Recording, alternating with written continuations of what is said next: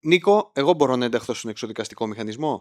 Δικαίωμα υποβολής αίτησης ένταξης στον εξοδικαστικό μηχανισμό ρύθμισης έχουν όλοι οι οφειλέτες υπό την προϋπόθεση ότι το χρέος τους ξεπερνά τα 10.000 ευρώ. Αυτό είναι επί της ουσίας το σημαντικότερο κριτήριο. Και βέβαια, υποβάλλοντας την αίτηση υπάρχουν πολλαπλά ωφέλη. Διαγραφή χρέους έως και 85% υπό προϋποθέσεις και τόκων και προσαυξήσεων. Σταμάτημα των αναγκαστικών μέτρων, δηλαδή πληστηριασμών για περιουσιακά στοιχεία και όλα τα υπόλοιπα που γνωρίζετε. Μακροπρόθεσμη αποπληρωμή, δηλαδή έως 240 δόσεις είναι η ρύθμιση για εφορία και ασφαλιστικά ταμεία και έως 420 δόσεις η αποπληρωμή του υπόλοιπου χρέους μετά τη διαγραφή προς τις τράπεζες. Είμαι ο Νίκος Αμοήλης και μαζί με την ομάδα μου είμαστε εδώ για να σε καθοδηγήσουμε βήμα-βήμα. Μπες τώρα στο εξοδικαστική.gr για περισσότερες πληροφορίες.